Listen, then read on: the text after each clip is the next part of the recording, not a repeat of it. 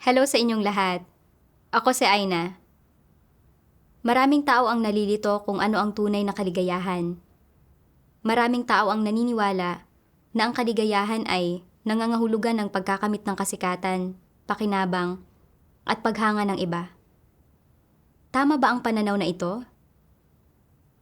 Ngayong araw, ibabahagi natin ang kwento ng isang sister na minsang ginawang layon sa buhay niya ang paghahangad ng kasikatan, pakinabang, at pera.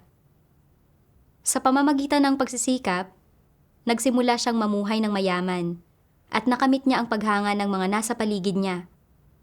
Subalit hindi siya nakaramdam ng kaligayahan. Sa halip, naramdaman niya ang matinding kahungkagan sa loob. Isang biglaang alitan sa pananalapi ang humantong sa biglaang pagkakakulong ng kanyang mister at naghirap ang kanyang pamilya. Labis siyang nasaktan.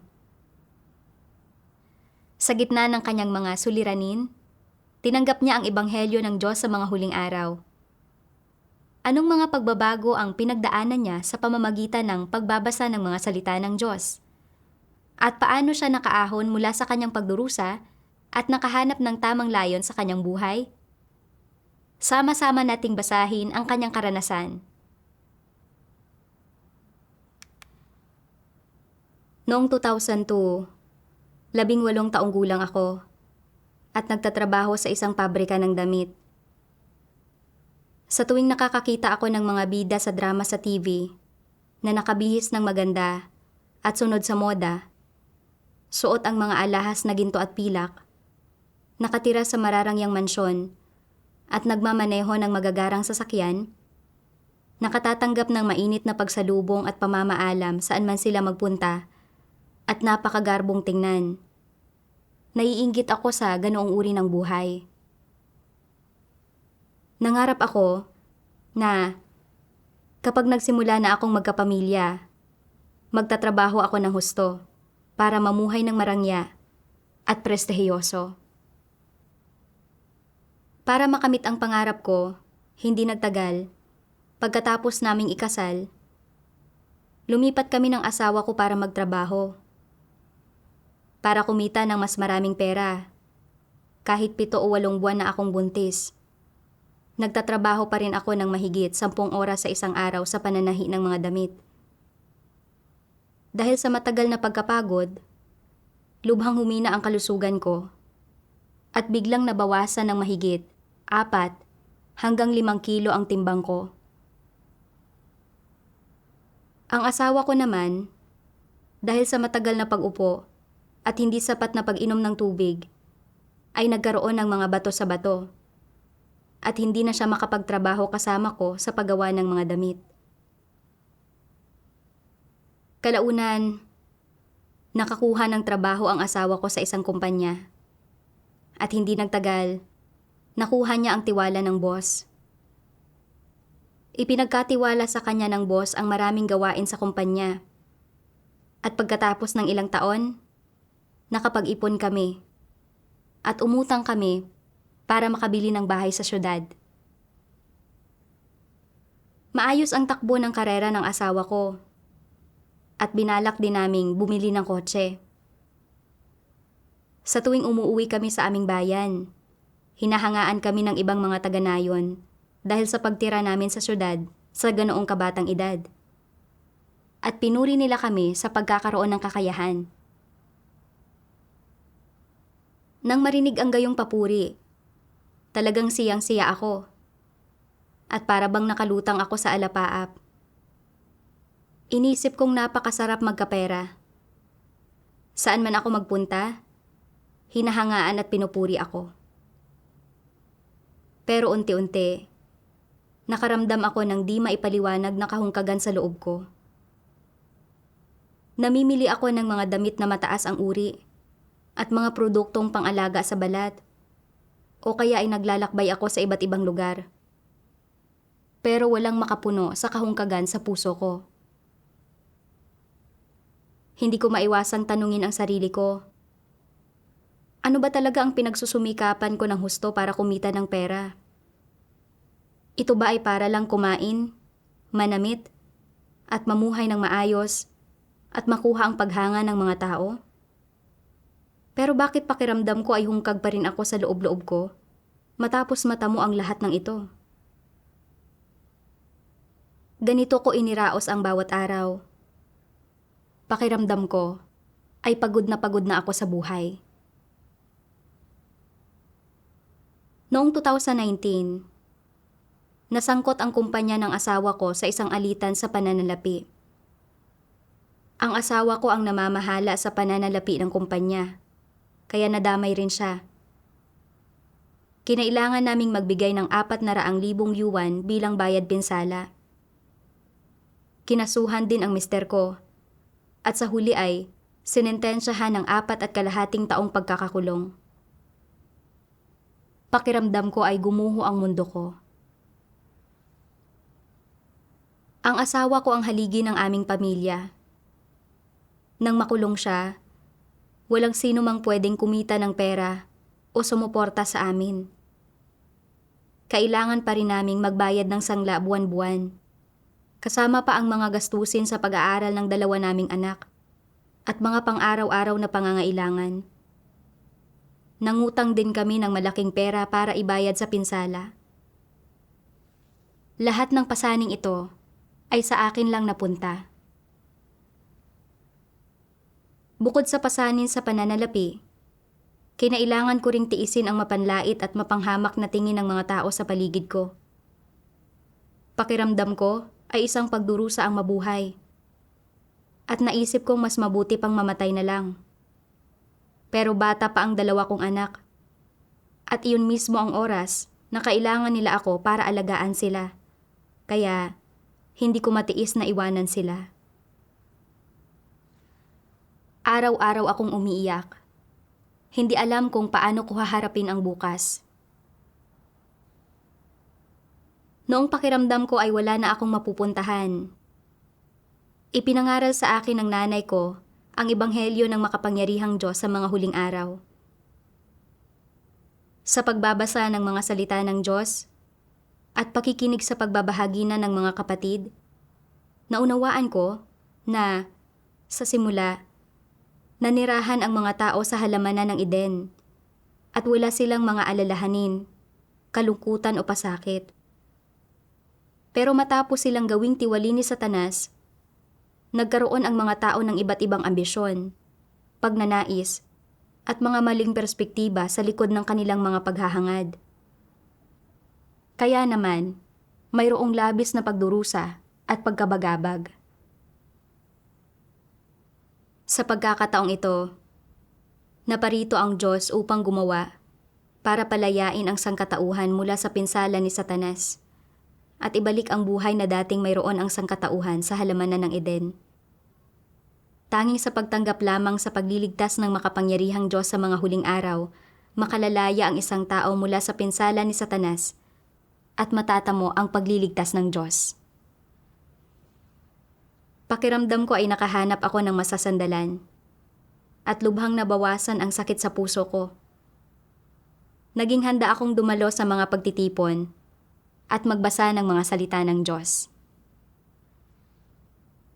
Pagkatapos niyon, dumadalo ako sa mga pagtitipon habang gumagawa ng mga damit. Dahil magaling akong gumawa ng mga damit, bukod sa naging sapat ang perang kinikita ko sa pang-araw-araw na gastusin, nagbigay daan din ito para makapag-ipon ako ng kaunti. Muli akong nagkaroon ng mga plano para sa hinaharap. Iniisip na kung magpapatuloy ako sa pagtatrabaho ng ilang taon pa, mas magiging maayos ang lagay ko. At hindi na ako mamaliitin at pagtatawanan ng iba dahil sa pagiging mahirap. Pero kailangan kong dumalo sa mga pagtitipon ng 3 beses sa isang linggo. At kahit na kapaki-pakinabang ito para sa buhay pagpasok ko, nabawasan naman ang oras ko sa trabaho at mas maliit ang kinikita ko kaysa dati. Kaya naisip ko, pwede kayang 1 beses na lang sa isang linggo ako makipagtipon? Sa ganoong paraan, magagawa kong kumita ng ilang libong yuan pa kada buwan. At kahit mabayaran ko na ang sangla, may sosobra pa rin akong pera. Kung mag-iipon ako ng ilang taon, mababayaran ko ang mga utang ko. At kung makakabili pa ako ng kotse, mas magkakadignidad ako kapag lumalabas. Kalaunan, sa pamamagitan ng pakikipagbahaginan sa mga kapatid sa mga pagtitipon, napagtanto ko na kung tututukan ko lang ang pagkita ng pera at hindi ako makadadalo ng regular sa mga pagtitipon, lalo lang akong mapapalayo sa Diyos. Paano ko pa matatanggap ang pangangalaga at proteksyon ng Diyos? Kapag dumating ang mga sakuna, hindi mabibili ng pera ang buhay ng isang tao. Naalala kong narinig ko na napakalaki ng kita sa paggawa ng mga damit pamproteksyon noong panahon ng pandemya. At kaya, may ilang taong nagtrabaho araw at gabi para gawin iyon. At nauwi ito sa kanilang pagkamatay sa loob ng pabrika. Napakarami ng gayong mga kaso ng pakikipagpalitan ng sariling buhay para sa pera. Kailangan kong makilatis ang mga pakana ni Satanas at hindi masayang ang pagkakataong magkamit ng buhay para lang sa pera. Kailangan kong patuloy na dumalo sa mga pagtitipon ng regular. Noong una, nakakadalo pa rin ako sa mga pagtitipon ng 3 beses sa isang linggo. Pero sa katagalan, nang mabawasan ng malaki ang buwanang sahod ko dahil mas kaunti na ang trabaho ko, nagsimula akong mag-alala. Ang pagdalo sa mas maraming pagtitipon ay makatutulong sa akin na maunawaan ang mas maraming katotohanan at makabubuti sa buhay pagpasok ko. Pero ngayon, maraming order ang pabrika at mataas ang bayad. Magandang pagkakataon ito para kumita ng pera. Kung palalampasin ko ang mahalagang panahong ito, magiging mahirap ang negosyo kalaunan. At gaano man karaming damit ang gagawin ko, hindi ito magdadala ng maraming kita. Hindi. Kailangan kong unahin ang pera ngayon. Dadalo na lang ako sa mas maraming pagtitipon kapag hindi na abala sa pabrika. Kaya, nagpasya akong dumalo sa mga pagtitipon ng 2 beses sa isang linggo. Pagkatapos ng bawat pagtitipon, nagmamadali akong pumunta sa pabrika para magtrabaho. At kahit tapos na sa trabaho ang iba, tuloy pa rin ako. Noong panahong iyon, nakaramdam ako ng labis na pagod. Wala akong oras para magbasa ng mga salita ng Diyos at hindi ko alam kung ano ang sasabihin sa panalangin. At lumayo ang puso ko sa Diyos. Kalaunan, sa panahon na hindi kasagsagan, nagsara ng pansamantala ang pabrika. Pwede ko sanang gamitin ang pahinga para dumalo sa mas maraming pagtitipon at sangkapan ang sarili ko ng mas maraming katotohanan, pero gusto kong mabilis na kumita ng mas maraming pera para mabawi ang paghangang natatanggap ko noong mayaman pa ako. Kaya, pumunta ako sa ibang pabrika para gumawa ng mga damit pamproteksyon. Minsan, para mas lumaki ang kita, nananatili ako lampas ng karaniwang oras ng pag-uwi ko. At sa oras na nakauwi na ako, naghihintay na sa akin ang aking sister para sumali sa pagtitipon. Pero sumasakit ang buong katawan ko pagkatapos ng maghapong trabaho at sumasakit ng sobra ang mga braso ko na hindi ko na maitaas ang mga ito. Gusto ko na lang magpahinga ng maaga. Kaya, hindi nagiging epektibo ang mga pagtitipon. Para kumita pa, gumigising ako ng 5:30 ng umaga araw-araw para magluto ng almusal. At para makatipid ng oras, dinadala ko ang tanghalian ko sa pabrika. Dahil matagal akong hindi regular na kumakain, at dahil sa malalamig na pananghalian, isang araw makalipas ang isang buwan, bigla akong nagsuka at nagtae ng malubha. Sinabi ng doktor na mayroon akong acute gastroenteritis at medyo malubha ito at kailangan kong manatili sa bahay para magpagaling. Habang nakahiga sa kama, nagsimula akong mag-isip-isip. Hindi ako regular na gumagawa ng mga devosyonal o dumadalo sa mga pagtitipon. Nakatuon lang ako sa pagkita ng pera at pamumuhay ng maganda para makamit ang paghanga ng mga tao. Hindi ba't hindi ito naaayon sa layunin ng Diyos? Sa isang pagtitipon, binasahan ako ng isang sister ng isang sipi ng mga salita ng Diyos na partikular na tumutugon sa kalagayan ko. Ang pananampalataya ni Job sa Diyos ay hindi sa pangalan lang. Siya ang huwara ng isang taong taos-pusong nananampalataya sa Diyos. Nanalangin siya sa Diyos sa lahat ng bagay. Labis siyang nabagabag sa pagsasaya ng kanyang mga anak, at nanalangin siya sa Diyos at ipinagkatiwala sila sa Diyos. Tiyak na madalas niyang ipanalangin ang tungkol sa kung paano palalakihin ang kanyang mga alagang hayop. Inilagay niya ang lahat ng bagay sa mga kamay ng Diyos. Kung naging tulad siya ng isang walang pananampalataya, na palaging may sariling mga plano pagdating sa pag-aalaga ng mga hayop, na umaasa lang sa sarili niyang isip at mga imahinasyon, at pinipiga ang kanyang utak para makamit ang mga layong pinlano niya, kung gayon, kahit pa nakaranas siya ng maraming kabiguan at dagok, makikita kaya niya ang mga kamay ng Diyos at ang kataas-taasang kapangyarihan at mga pagsasaayos ng Diyos? Bakit pinipiga ng mga tao ang kanilang utak gamit ang mga pamamaraan ng tao upang makamit ang sarili nilang mga layon sa halip na umasa sa Diyos? Kapag sila ay nagpaplano, hinahanap ba nila ang mga pagnanais ng Diyos? Mayroon ba silang mapagpasakop na saloobin? Sinasabing, hindi ko alam kung ano ang gagawin ng Diyos. Paplanuhin ko muna ang mga bagay-bagay sa ganitong paraan. Pero hindi ko alam kung makakamit ba o hindi ang layong pinagpaplanuhan ko. Ganito ko lang ito pinaplano. Kung makakamit ang layon ko, isa itong pagpapala mula sa Diyos. Kung hindi, dahil ito sa sarili kong pagkabulag. Hindi naaayon ang plano ko sa mga layunin ng Diyos? Mayroon ba silang ganitong uri ng saloobin? Wala. Kaya, paano lumilitaw ang mga kilos na ito? Ang mga ito ang mga imahinasyon at kuro-kuro ng mga tao. Ang kanilang mga pagnanais at ang kanilang mga hindi makatwirang hinihingi sa Diyos. Lumilitaw ang mga ito mula sa mga tiwaling disposisyon. Ito ang isang aspekto. Dagdag pa rito, mayroon bang pusong nagpapasakop sa Diyos ang gayong mga tao? Wala.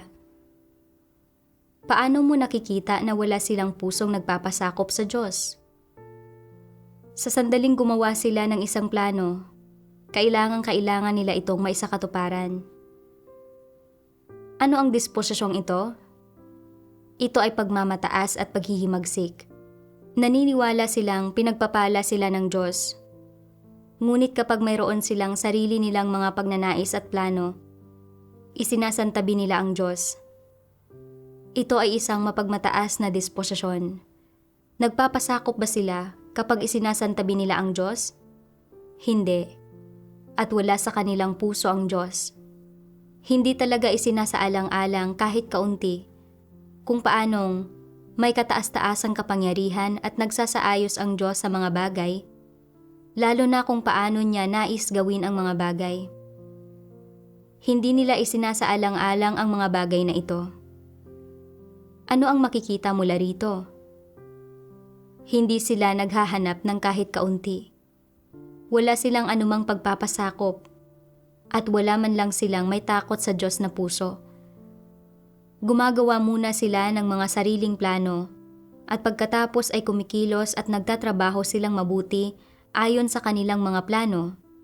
Umaasa sa mga pamamaraan ng tao, imahinasyon, at kuro-kuro nang hindi man lang iniisip ang mga layunin ng Diyos.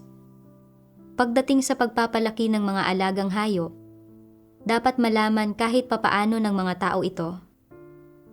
Gawin mo ang iyong makakaya. at ang langit na ang bahala. Na ang ibig sabihin, tutuparin ko ang aking mga responsibilidad na pakainin ng maayos ang mga alagang hayop. Hindi ko sila hahayaang magkulang sa nutrisyon o manigas sa lamig o magutom o magkasakit. Ang bilang ng kanilang magiging supling sa susunod na taon ay nasa mga kamay na ng Diyos. Hindi ko ito alam, hindi ko ito hinihingi, at hindi ako gagawa ng mga plano. Nasa Diyos na ang lahat ng bagay na ito. Kung pinipilit nilang umasa sa mga kuro-kuro at imahinasyon ng tao upang kumilos, mayroon ba silang mapagpasakop na saloobin sa Diyos? Wala. Sa dalawang paraan na ito ng paggawa ng mga bagay-bagay, alin ang nagmumula sa kalooban ng tao at alin ang nagpapakita ng pagpapasakop sa Diyos? Ang una ay nagmumula sa kalooban ng tao, at ito ang paraan ng mga hindi mananampalataya sa paggawa ng mga bagay-bagay. Ang ikalawa ay nagmumula sa mga taong taos na nananampalataya sa Diyos at naghahanap sa katotohanan. Pareho silang nananampalataya sa Diyos at kapwa nila ginagawa ang parehong bagay. Ngunit ang motibo, pinagmumulan, layon at mga prinsipyo ng kanilang mga pagkilos ay magkakaiba. Kaya naman, ang landas na tinatahak ng mga tao ay makikita. Ibinahagi ng sister na si Job ay isang taong tunay na nananampalataya sa Diyos. Sa buhay, anuman ang mangyari, wala siyang mga personal na plano o agenda at hindi siya kumikilos ayon sa sarili niyang kalooban. Sa lahat ng bagay, nagpasakop siya sa kataas-taasang kapangyarihan at mga pagsasaayos ng Diyos. Pero kung titingnan natin ang ating sarili, bagamat nananampalataya tayo sa Diyos, hindi tayo tunay na naniniwala sa kanyang kataas-taasang kapangyarihan. Palagi nating gustong umasa sa sarili nating mga pagsisikap para baguhin ang ating tadhana. At bilang resulta, namumuhay tayo sa pagdurusa at pagkapagod. Panay ang tango ko habang nakikinig sa pakikipagbahaginan ng sister. Naisip ko kung paanong, bago ako nanampalataya sa Diyos, palagi kong gustong umasa sa sarili kong mga pagsisikap at sumubsob sa pagtatrabaho para yumaman. Pero sa huli, hindi na nga ako yumaman, nagkaroon pa ako ng maraming utang. Ngayon, gusto kong umasa sa aking mga kasanayan sa pananahi para makapagtrabaho ng mas marami at kumita ng pera. Gusto kong ibalik ang dati kong marangyang pamumuhay. Kaya, nagtrabaho ako ng lampas sa oras at ginawa ang lahat ng makakaya ko para kumita ng pera. Pero nauwi lang sa pagpapakapagod at pagkakasakit ko. At ang perang kinita ko ay halos naubos lang sa mga gastusing medikal. Ang aking tadhana ay isang bagay na hindi ko kayang planuhin o kalkulahin para sa aking sarili. Hindi ko makukuha ang kasikatan at pakinabang na ninanais ko sa pamamagitan lang ng pagtatrabaho ng husto. Dahil ang lahat ay nasa ilalim ng kataas-taasang kapangyarihan at mga pagsasaayos ng Diyos. Ngayong nananampalataya na ako sa Diyos, kung hindi pa rin ako maniniwala sa kataas-taasang kapangyarihan ng Diyos at patuloy akong aasa sa sarili kong mga pagsisikap para subukang baguhin ang aking tadhana, kung gayon ay magiging katulad lang ako ng isang walang pananampalataya. Ako ay magiging isang hindi mananampalataya. Nang maunawaan ito, nanalangin ako sa Diyos. O Diyos, naging napakamapaghimagsik ko. Handa akong ipagkatiwala ang lahat sa iyong mga kamay. Pagkatapos niyon, regular na akong dumalo sa mga pagtitipon at ginawa ang mga tungkulin ko sa abot ng aking makakaya. Isang araw, sa panahon ng aking mga devosyonal, nakinig ako sa isang himno ng mga salita ng Diyos na pinamagatang na naghuy ang Diyos sa kinabukasan ng sangkatauhan. Sa kalawakan ng mundo, ang mga karagatan ay nagiging mga kabukiran at ang mga kabukiran ay nagiging mga karagatan ng napakaraming beses. Maliban sa Kanya na may kataas-taasang kapangyarihan sa lahat ng bagay sa gitna ng lahat ng bagay, walang sino man ang may kakayahang umakay at gumabay sa sangkatauhang ito. Walang sino mang makapangyarihang tao ang magpapakapagod o maghahanda para sa sangkatauhang ito, lalo nang walang sino mang makakaakay sa sangkatauhang ito na kumilos tungo sa hantungan ng liwanag at lumaya sa mga kawalan ng katarungan ng mundo ng tao. Naghihinagpis ang Diyos sa kinabukasan ng sangkatauhan. Nagdadalamhati siya sa pagbagsak ng sangkatauhan at nasasaktan siya na unti-unting naglalakad ang sangkatauhan patungo sa pagkabulok at sa landas na wala ng balikan. Wala pang sino mang nag-iisip tungkol dito. Saan maaaring tumungo ang gayong sangkatauhan na yaong lubusang dumurog sa puso ng Diyos at tumalikod sa Kanya para hanapin ang masama? Ito mismo ang dahilan kung bakit walang sumusubok na damhin ang puot ng Diyos. Kung bakit walang naghahanap sa daang nakakalugod sa Diyos o sumusubok na mapalapit sa Diyos, at lalong higit na walang sino man ang nagtatangkang pahalagahan ang pagdadalamhati at pasakit ng Diyos. Kahit matapos marinig ang tinig ng Diyos, ang tao ay nagpapatuloy sa sarili nitong landas. Patuloy na tinatalikuran ang Diyos, umiiwas sa biyaya at kalinga ng Diyos, at lumalayo sa katotohanan ng Diyos. Mas ginugustong ibenta ang sarili nito kay Satanas, ang kaaway ng Diyos. At sino na ang nakapag-isip sa kapag ipinilit ng tao ang katigasan ng kanyang ulo, paano tatratuhin ng Diyos ang sangkatauhang ito na labis na nagbabalewala sa Kanya? Walang nakakaalam na ang dahilan ng paulit-ulit na mga paalaala at panghihikayat ng Diyos sa tao ay dahil inihanda na Niya sa Kanyang mga kamay ang mga kalamidad na wala pang katulad. Mga kalamidad na hindi kakayanin ng katawan at kaluluwa ng tao. Hindi lamang isang kaparusahan sa katawan, kundi mga kaparusahan na pumupuntirya sa kaluluwa ng tao. Kailangan mong malaman ito.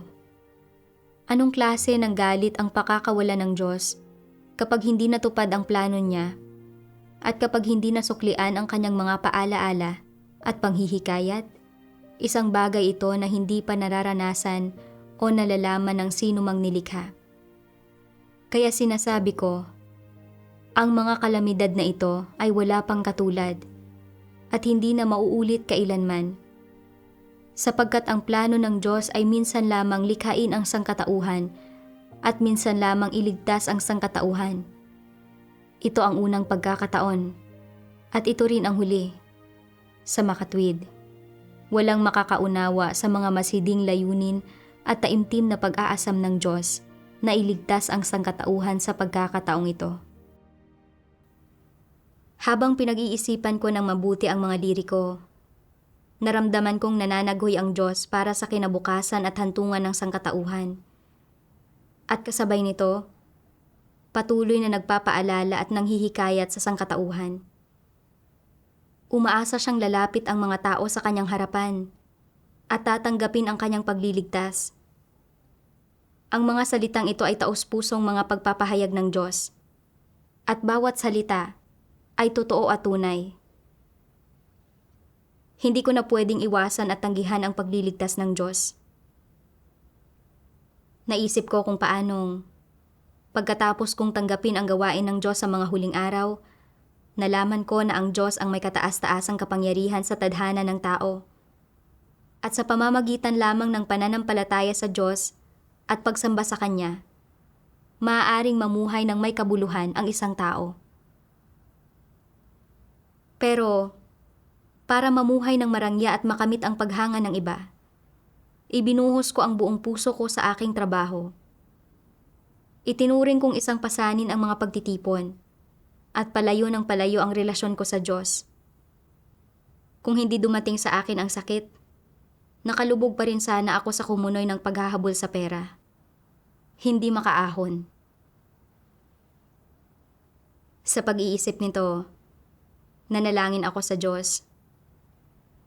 O Diyos, nais kong magsisi at makalaya mula sa pagkakagapos ng pera.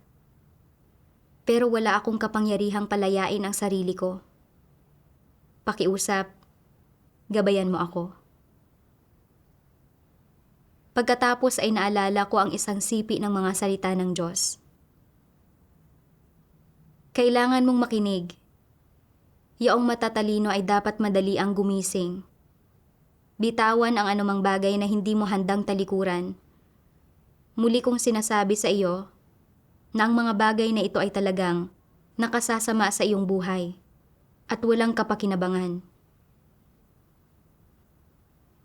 Ipinatanto sa akin ng mga salita ng Diyos na ang paghahangad ng kayamanan, kasikatan at pakinabang ay hahantong sa pagkawasak ng aking buhay. Katulad ng asawa ni Lot, noong wawasakin na ng Diyos ang Sodoma, hindi niya mabitawan ang kanyang mga ari-arian at nagpumilit siyang lumingon. At bilang resulta, naging haliging asin siya. Kung sa mga agarang pakinabang lang ako tututok at hindi hahangarin ang katotohanan o maghahanap ng pagbabago ng disposisyon, kapag natapos na ang gawain ng Diyos, mapapalampas ko ang pagkakataong maligtas.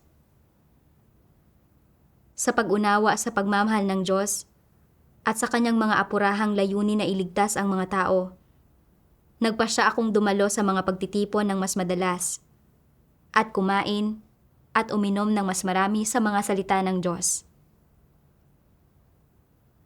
Kalaunan, dumalo ako ng madalas sa mga pagtitipon kasama ang mga kapatid para makipagbahaginan tungkol sa mga salita ng Diyos.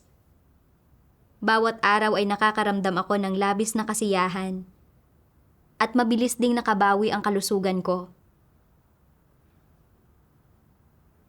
Pagkalipas ng isang buwan, medyo bumuti ang sakit ko. Isang araw, umuwi ako sa bahay ng mga magulang ko. At ang tiyahin ko, na dati ay masayang bumabati sa akin mula sa malayo, ay umiwas ng tingin at hindi niya ako pinansin nang makita niya ako. Ang nakababata kong kapatid, na dati ay naglalabas ng sama ng loob at nagtatapat sa akin, ay hindi na nagtatapat sa akin pagkatapos maghirap ang pamilya ko. Nagbitaw pa nga siya ng ilang mapanuyang komento tungkol sa akin, sinasadya man o hindi. Nag-iwan ito sa akin ng hindi magandang pakiramdam. Dati, saan man ako magpunta, hinahangaan ako. Pero ngayong wala na akong pera, iba na ang tingin sa akin ng tiyahin ko. At kahit ang nakababata kong kapatid ay hindi na ako sineseryoso. Parang mas mabuting magkaroon ng pera.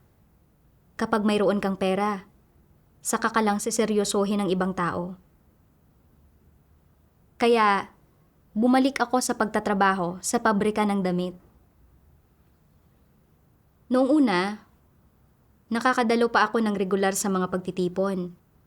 Pero kalaunan, nang mapagtanto kong mas mababa ang sahod ko kaysa sa mga kasamahan ko, nagsimula akong mag-isip-isip kung paano ko mapabubuti ang bilis ko sa pananahi at paano ako kikita ng mas maraming pera. Ang puso ko ay ganap na naging abala sa trabaho. Noong panahong iyon, iniraraos ko lang ang mga pagtitipon. At sa sandaling matapos ang mga pagtitipon, agad akong nagmamadali papunta sa pabrika. Sa pabrika, walang kapaguran kung inaapakan ang pedal ng makinang panahi. Sa ganoon lang, bumalik ako sa dati kong paraan ng pamumuhay. At tulad ng isang makina, walang tigil akong nagtrabaho para kumita ng pera araw-araw. Wala akong oras para kumain o uminom ng mga salita ng Diyos. At lumayo ng lumayo sa Diyos ang puso ko.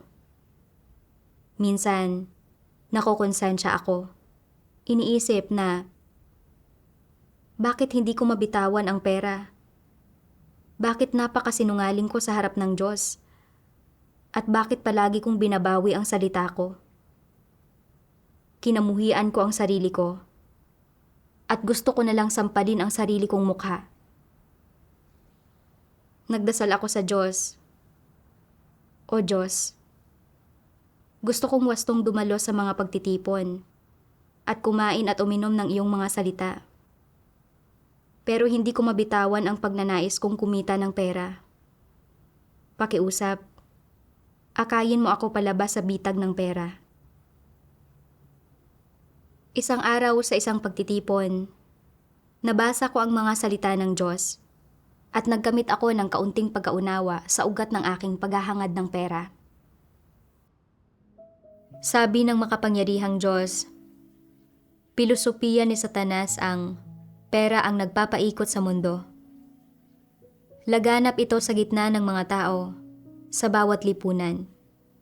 Maaari ninyong sabihin na ito ay isang kalakaran. Ito ay dahil ikinintal ito sa puso ng bawat isang tao na, sa una, ay hindi tinanggap ang kasabihang ito. Ngunit pagkatapos ay binigyan ito ng tahimik na pagtanggap noong maranasan na nila ang tunay na buhay at nagsimula nilang maramdaman na totoo nga ang mga salitang ito. Hindi ba ito proseso ni Satanas na ginagawang tiwali ang mga tao? Ginagamit ni Satanas ang pera para akitin ang mga tao at ginagawa niyang tiwali silang lahat para sumamba sa pera at mga material na bagay. At paano na ipapamala sa mga tao ang pagsambang ito sa pera? Hindi ba't iniisip ninyo na sa mundong ito ay hindi kayo mabubuhay kung walang pera at na hindi ninyo kakayanin kahit isang araw kung walang pera? Kung gaano karaming pera mayroon ang mga tao ang nagtatakda kung gaano kataas ang kanilang katayuan at kung gaano sila kagalang-galang. Nararamdaman ng mahihirap na hindi nila kayang magtaas noo. Samantalang ang mga mayayaman ay may mataas na katayuan, taas noo, at kayang magsalita ng malakas at mamuhay sa paraang mapagmataas at walang pagpipigil. Ano ba ang dinadala ng kasabihan at kalakarang ito sa mga tao? Hindi ba totoo na handa ang maraming tao na magsakripisyo para kumita ng pera? Hindi ba't ang maraming tao ay nawawala ng kanilang dignidad at integridad sa paghahanap ng mas maraming pera? Hindi ba marami ang mga taong nawawala ng pagkakataon na gawin ang kanilang tungkulin at sumunod sa Diyos para lamang sa pera? Hindi ba ang pagkawala ng pagkakataong matamo ang katotohanan at maligtas ang pinakamalaki sa lahat ng nawala sa mga tao? Gamit lang ang pamamaraang ito at ang kasabihang ito, ginagawang tiwali ni Satanas ang tao hanggang sa gayong antas. Hindi ba't masama ang intensyon ni Satanas? Hindi ba't isa itong mapaminsalang panlalansi? Ang isang kasabihang tulad nito ay nagiging sikat. At nang ganoon-ganoon lang, mula sa hindi mo pagsang-ayon dito, ay hahantong ka sa wakas sa paniniwalang ito ang katotohanan. At sa puntong iyon, ang puso mo ay ganap nang nahulog sa mga kamay ni Satanas. At sa makatwid, hindi mo namamalayang namumuhay ka na ayon sa kasabihan. Gaano ka naapektuhan ng kasabihang ito? Maaaring alam mo ang tunay na daan, at maaari ring alam mo ang katotohanan. Subalit wala kang lakas na hangarin ito. Maaari mong malaman ng malinaw na ang mga salita ng Diyos ay katotohanan, ngunit hindi ka handang magbayad ng halaga o magdusa upang makamtan ang katotohanan. Sa halip, mas gugustuhin mong isakripisyo ang iyong sariling kinabukasan upang labanan ang Diyos hanggang sa pinakahuli. Ano man ang sinasabi ng Diyos, ano man ang ginagawa ng Diyos, gaano man kalalim at kadakila ang pagmamahal ng Diyos sa iyo, sa abot ng makakaya mong maunawaan ito, mapagmatigas mo pa ring ipipilit na igugol ang iyong sarili dahil sa kasabihang ito. Ibig sabihin, nalihis at nakontrol na ng kasabihang ito ang iyong mga iniisip, napamahalaan na nito ang iyong pag-uugali, at mas gusto mo pang hayaan itong pagharian ang iyong kapalaran kaysa bitiwan mo ang iyong paghahangad sa kayamanan. Nakaya mong kumilos ng ganoon, nakaya kang kontrolin at manipulahin ng mga salita ni Satanas. Hindi ba't ibig sabihin nito ay nailigaw at nagawa ka ng tiwali ni Satanas? Hindi ba't nangangahulugan ito na ang pilosopiya at mga kaisipan ni Satanas at ang disposisyon ni Satanas ay nag-ugat na sa puso mo? Kapag ang buong atensyon mo ay nasa paghahangad na yumaman at tinalikdan mo ang paghahangad ng katotohanan, hindi ba't nagtagumpay na si Satanas sa pakay nitong iligaw ka? Sa katunayan, gaano man kaenggrande ang mga adhikain ng tao, gaano man kamakatotohanan ang mga pagnanais ng tao, o gaano man maaaring kaangkop ang mga ito, ang lahat ng gustong matamo ng tao, ang lahat ng hinahanap ng tao, ay hindi mapaghihiwalay na nauugnay sa dalawang salita. Ang dalawang salitang ito ay lubhang mahalaga sa bawat tao sa buong buhay nila. At ang mga ito ay mga bagay na binabalak na ikintal ni Satanas sa tao. Ano ang dalawang salitang ito? Ang mga ito ay kasikatan at pakinabang. Gumagamit si Satanas ng isang napakabanayad na paraan.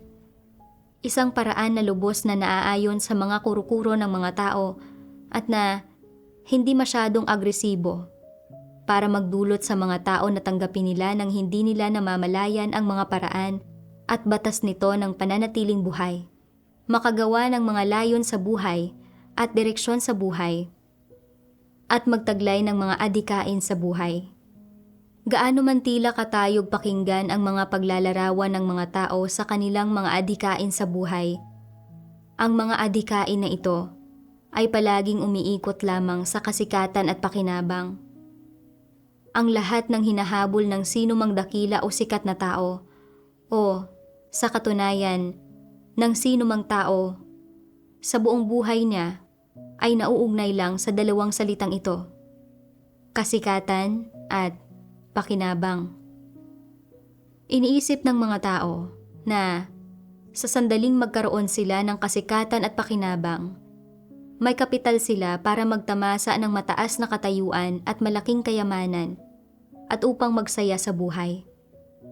Iniisip nila na sa sandaling mayroon na silang kasikatan at pakinabang, may kapital na sila para maghangad ng kasiyahan at makibahagi sa walang pakundangang pagtatamasa ng laman. Alang-alang sa kasikatan at pakinabang na ito na ninanais nila, ang mga tao ay masaya at di namamalayang ibinibigay kay Satanas ang kanilang mga katawan, puso, at maging ang lahat ng mayroon sila, kasama na ang kanilang kinabukasan at kapalaran. Ginagawa nila ito ng walang reserbasyon, ni wala ni isang sandali ng pagdududa, at hindi kailanman nalalaman na bawiin ang lahat ng minsang mayroon sila. Mapapanatili ba ng mga tao ang anumang kontrol sa kanilang mga sarili sa sandaling isuko na nila ang kanilang sarili kay Satanas at maging tapat dito sa ganitong paraan? Tiyak na hindi. Sila ay ganap at lubos na kontrolado ni Satanas. Sila ay ganap at lubos na nalugmok sa putikang ito at hindi magawang mapalaya ang kanilang mga sarili. Pagkatapos ay nagbahagi ang isang sister. Ginagamit ni Satanas ang kasikatan, pakinabang, at pera para gawing tiwali at igapos ang mga tao. Ang mga lason tulad ng, hindi kalahatan ang pera, ngunit kapag wala ito, wala kang magagawa. Kapag may pera ka, nasa iyo na ang lahat. At pera ang nagpapaikot sa mundo. At iba pa, ay naging laganap na kalakaran sa lipunan ngayon at mga panuntunang ipinamumuhay ng mga tao. Naniniwala ang mga tao na habang mas marami kang pera, mas mataas ang iyong katayuan at mas maluwalhati ang buhay mo. Para makamit ang layong ito, handang gawin ng mga tao ang lahat para kumita ng pera. At nahuhulog sila sa bitag ni Satanas. Nagiging mahigpit na kontrolado sila ni Satanas sa kapwa-katawan at isipan. At wala na silang oras at lakas para hangarin ang katotohanan o sambahin ang Diyos. At lalo silang napapalayo sa Diyos. Pagkatapos makinig sa pagbabahagi ng sister, napagtanto kong ganoon din ako. Palagi kong pinangarap na maging isang mayamang tao at mamuhay ng nakahihigit sa iba. At inakala ko na ito ang ibig sabihin ng isang masayang buhay. Para makamit ito, sumubsob ako sa pagtatrabaho para kumita ng pera at ibinuhos ko ang lahat ng lakas ko rito. Kahit noong buntis ako, lampas sa oras ako magtrabaho. Kalaunan, isang hindi inaasahang alitan sa pananalapi ang nangyari. Nasentensyahan ang asawa ko na makulong. Nagkautang ang aming pamilya at biglang bumaligtad ang buhay ko. Natakot akong maliitin ako ng iba kung makikita nila ang pagbagsak ko. Kaya, lalo pa akong sumubsob sa pagtatrabaho para kumita ng pera. Matapos kong manampalataya sa Diyos, alam na alam ko na nagkatawang tao ang Diyos para ipahayag ang katotohanan upang iligtas ang mga tao sa mga huling araw. Na ito ay isang pagkakataong minsan lang sa 1,000 taon. At dapat akong dumalo sa mas maraming pagtitipon at kumain at uminom ng mas marami sa mga salita ng Diyos para mas marami akong maunawaang katotohanan. Pero ang puso ko ay puno ng pagdanais para sa pera, kasikatan at pakinabang. At inisip kong makakaapekto sa abilidad kong kumita ng pera ang pagdalo sa mga pagtitipon. Kaya palagi kong pinipiling dumalo sa mas kaunting pagtitipon o kung minsan ay hindi na dumadalo. Sa panahon na hindi kasagsagan, kapag hindi abala ang pabrika at pansamantalang nakasara, nagtatrabaho ako sa ibang pabrika. At kahit na pinagod ko ang sarili ko hanggang sa magkasakit ako, tumanggi akong magbago. Ginagamit ni Satanas ang pera, kasikatan at pakinabang para igapos ako ng mahigpit. Ikinukulong ako sa kanilang kumunoy kung saan hindi ako makaahon. Pinahalagahan ko ang paghahangad ng pera, kasikatan, at pakinabang ng higit pa sa paghahangad ng katotohanan, at mas mahalaga pa kaysa sa buhay mismo. Kung magpapatuloy ako sa landas na ito nang hindi nagbabago, sa huli ay mawawala sa akin ang pagkakataong maligtas. Noon ko lang malinaw na nakita ang masasamang intensyon ni Satanas na gawing tiwali ang mga tao gamit ang pera, kasikatan at pakinabang. At naunawaan ko, nabiyaya ng Diyos ang pagkakaroon ko ng kasanayan sa pananahi, para patuloy akong makapamuhay sa mundo at matustusan ang sarili ko. Pero hindi ito para gamitin ko ang kasanayang iyon upang matugunan ang aking mga ambisyon at pagnanais para sa kasikatan, pakinabang at katayuan. Ang pagiging kontento sa pagkakaroon ng sapat na makakain at maisusuot ay mas nagpapagaan sa buhay at nag-iiwan ng sapat na oras para sa pagsamba sa Diyos. Matapos kong maunawaan ang mga bagay na ito, ayaw ko nang sumubsob sa pagtatrabaho at maloko at mapinsala ni Satanas, at naging handa akong wastong dumalo sa mga pagtitipon at hangarin ang katotohanan. Pagkatapos, nagnilay-nilay din ako. Talaga bang matatamo ko ang kasikatan at pakinabang na ninanais ko sa pamamagitan ng pagtatrabaho ng husto? Naalala kong sinabi ng Diyos, "Ano man ang iyong maaaring pinagmulan, at anumang paglalakbay ang maaaring nasa iyong harapan, walang makakatakas sa mga pamamatnugot at pagsasaayos ng langit, at walang sino mang makakakontrol sa sarili nilang kapalaran. Dahil siya lamang na may kataas-taasang kapangyarihan sa lahat ng bagay, ang may kakayahan sa gayong gawain. Ang tadhana ng isang tao ay nasa mga kamay ng Diyos, at hindi ito mababago sa pamamagitan lamang ng sariling pagsisikap. Ang uri ng buhay na ipinamumuhay ko, maluwalhati at prestihiyoso man, o dukha at pangkaraniwan, ay hindi isang bagay na kaya kong pagpasyahan, at dapat akong magpasakop sa kataas-taasang kapangyarihan at mga pagsasaayos ng Diyos. Tanging sa paghahangad ng katotohanan at pagwawaksi sa aking satanikong tiwaling disposisyon, magiging isang tao akong sinasang-ayunan ng Diyos. Ang ganoong buhay lamang ang may halaga at makabuluhan. Pagkatapos, hindi na ako gaanong sumobsob sa pagtatrabaho para kumita ng pera. At regular na akong nakadalo sa mga pagtitipon, at nakakain, at nakainom ng mga salita ng Diyos. Noong 2020, sinabi ng leader ng iglesia na maraming baguhan ang napagbalik loob. At tinanong niya ako kung handa akong diligan sila.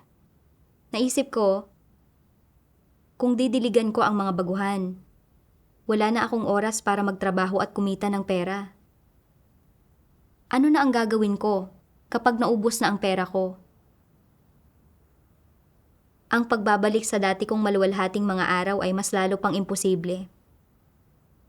Pero, isa rin itong kritikal na sandali para sa pagpapalaganap ng Ebanghelyo.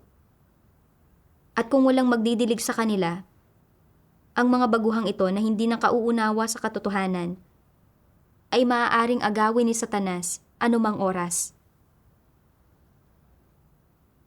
Naisip ko kung paanong noong una kong natagpuan ang Diyos at wala akong nauunawaan, kung hindi naglaan ng oras at lakas ang mga kapatid para diligan at suportahan ako sa tamang panahon, hindi ako magiging tiyak sa tunay na Diyos, ni hindi ko matatanggap ang pagliligtas ng Diyos. Kaya ngayon, na dumating sa akin ang tungkuling ito, kung tatanggi ako, hindi ba't lubos akong walang konsensya? Pagkatapos ay nakakita ako ng isang sipi ng mga salita ng Diyos. Dapat hangarin ng lahat ng tao na isabuhay ang isang makabuluhang buhay at hindi dapat masiyahan sa kanilang kasalukuyang mga kalagayan. Dapat nilang maisabuhay ang wangis ni Pedro at dapat nilang taglayin ang kaalaman at mga karanasan ni Pedro. Dapat nilang hangarin ang mga bagay na mas matatayog at mas malalalim. Dapat nilang hangarin ang isang mas malalim, mas dalisay na pagmamahal sa Diyos at isang buhay na may halaga at kahulugan. Ito lamang ang buhay. Sa ganito lamang sila magiging katulad kay Pedro. Dapat kang tumuon sa kusang pagpasok sa positibong panig at hindi ka dapat maging pasibo at hayaan ang iyong sarili na umurong dahil kontento ka sa pansamantalang ginhawa.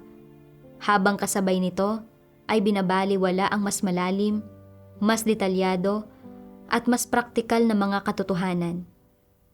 Dapat kang magtaglay ng praktikal na pagmamahal at dapat kang humanap ng lahat ng posibleng paraan upang mapalaya ang iyong sarili mula sa dekadente at walang pakialam na pamumuhay na walang pinagkaiba sa paraan ng pamumuhay ng isang hayop. Dapat mong isabuhay ang isang buhay na may kabuluhan at halaga at hindi mo dapat linlangin ang iyong sarili o ituring ang iyong buhay na parang isang laruan na dapat paglaruan. Para sa lahat ng may determinasyon at nagmamahal sa Diyos, walang katotohanang hindi maaabot at walang katarungan na hindi nila mapaninindigan. Paano mo dapat ipamuhay ang iyong buhay? Paano mo ba dapat ibigin ang Diyos at gamitin ang pag-ibig na ito para matugunan ang kanyang mga layunin? Wala nang mas mahalagang bagay sa iyong buhay. Higit sa lahat, ikaw ay dapat magkaroon ng ganitong uri ng determinasyon at pagtitiyaga. at hindi dapat maging mahina na walang gulugod. Dapat mong matutunan kung paano maranasan ang isang makahulugang buhay at maranasan ang makahulugang mga katotohanan at hindi dapat ituring ang iyong sarili ng pabasta-basta sa ganitong paraan. Ang iyong buhay ay lilipas ng hindi mo namamalayan. Pagkatapos niyon, magkakaroon ka pa rin ba ng ganitong uri ng oportunidad na mahalin ang Diyos? Maaari bang mahalin ng tao ang Diyos pagkatapos niyang bawian ng buhay? Dapat kang magkaroon ng determinasyon at ng konsensya na katulad ng kay Pedro. Dapat kang mamuhay ng makabuluhang buhay at hindi mo dapat pinaglalaruan ang iyong sarili. Bilang isang tao at bilang isang tao na naghahangad sa Diyos, dapat mong isaalang-alang at harapin ang buhay mo ng maingat. Isinasaalang-alang kung paano mo dapat ialay ang iyong sarili sa Diyos, kung paano ka magkakaroon ng isang mas makabuluhang pananalig sa Diyos, at dahil sa iniibig mo ang Diyos, paano mo siya dapat ibigin sa paraang mas dalisay, mas maganda, at mas mabuti. Pagkatapos basahin ang mga salita ng Diyos, naunawaan ko na upang mamuhay ng makabuluhan, dapat hangarin ng isang tao ang katotohanan tulad ni Pedro, na namumuhay para lamang sa paghahangad na mahalin ang Diyos at tuparin ang tungkulin ng isang nilikha. At sa ganitong paraan lamang, matatanggap ng isang tao ang pagsang-ayon ng Diyos. Pero ginugol ko ang kalahati ng buhay ko sa paghahangad ng pera, kasikatan at pakinabang. Nagtrabaho ako ng husto para mamuhay ng buhay mayaman at makuha ang paghanga ng mga tao. Pero sa huli, nawala lahat ng pera ng pamilya namin. Nauwi sa pagkakautang sa iba at nagkasakit ako dahil sa sobrang pagod. Bagamat nakamit ko ang kasikatan at pakinabang, natanggap ang paghanga at papuri ng mga tao at nasiyahan ang aking banidad, hindi napunan ng mababaw na mga bagay na ito ang kahungkagan sa puso ko. Sa ganitong paraan, nagapos ako ng kasikatan at pakinabang. Nag-aaksaya ng oras, at sa huli, wala akong napala. Mula nang manampalataya ako sa Diyos, namuhay ako ng buhay iglesia, at nakipagbahaginan tungkol sa mga salita ng Diyos kasama ang mga kapatid. Naunawaan ko ang ilang katotohanan, at nagkamit ng kapanatagan, kapayapaan, at masasandigan ang puso ko. Lalo na noong ginagawa ko ang aking tungkulin, madalas kong napapatahimik ang sarili ko sa harap ng Diyos. Nakapagbabasa ng kanyang mga salita at nakatatanggap ng kaliwanagan at patnubay ng kanyang mga salita. At nakaramdam ako ng malaking kagalakan sa aking puso. Kapag nagbubunyag ako ng mga tiwaling kalagayan, o nahaharap sa mga suliranin at problema habang ginagawa ang aking tungkulin, sa pamamagitan ng paghahanap sa katotohanan at pakikipagbahaginan sa mga kapatid, nagkakamit ako ng kaunting pagkaunawa sa aking mga tiwaling disposisyon at nakahahanap ako ng isang landas ng pagsasagawa. Naramdaman kong mabilis ang aking paglago sa buhay. At napagtanto ko na tanging sa paggawa ng aking tungkulin ko, mauunawaan ang mas maraming katotohanan. Ngayon, nagsimula na ang malalaking kalamidad. At ang mga ito ay nasa harap mismo ng ating mga mata. Kung hindi ko pa rin susunggaban ang oras para hangarin ang katotohanan, kung gayon, sa mga pagsubok sa hinaharap, kung walang mga salita ng Diyos bilang aking pundasyon, malamang na magrereklamo ako. At marahil ay lalabanan ko pa nga ang Diyos. At kaya, mawawala ang pagkakataon kong maligtas. Pagkatapos ay mapupunta ako sa sakuna, tumatangis, at nagngangalit ng mga ngipin. Nang maisip ko ito, nagpasya akong huminto sa aking trabaho at gawin ng maayos ang aking tungkulin at hangarin ang katotohanan. Kinabukasan, sinabi ko sa leader na handa akong diligan ang mga baguhan. Kalaunan, Nagbukas din ang Diyos ng isang daan para sa akin. Nakita ng biyenan kong babae na hindi maganda ang kalusugan ko at sinabihan akong ingatan ang aking kalusugan at huwag mag-alala sa mga utang ng pamilya. Dahil siya, ang biyenan kong lalaki at ang hipag ko na ang bahala sa mga ito. Ginamit ko ang perang kinita ko sa pagtatrabaho para bayaran ang sangla at nababayaran ko ito sa tamang oras bawat buwan. Alam kong ito ang pagmamahal ng Diyos. Salamat sa Diyos sa pagliligtas sa akin mula sa kapangyarihan ni Satanas. Handa akong gawin ng wasto ang aking mga tungkulin sa mga darating na araw at hangarin ang katotohanan upang makamit ang pagbabago ng disposisyon para masuklian ang pagmamahal ng Diyos.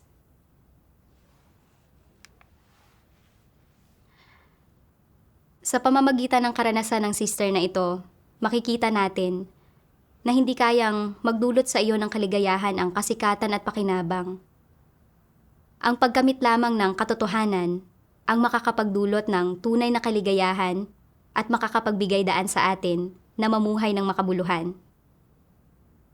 Mga kapatid, ano ang inyong natutunan at naunawaan pagkatapos marinig ang karanasang ito? Huwag mag-atubiling ibahagi ang inyong mga saloobin sa comment sa ibaba. Salamat sa panonood at magkita-kita tayo sa susunod.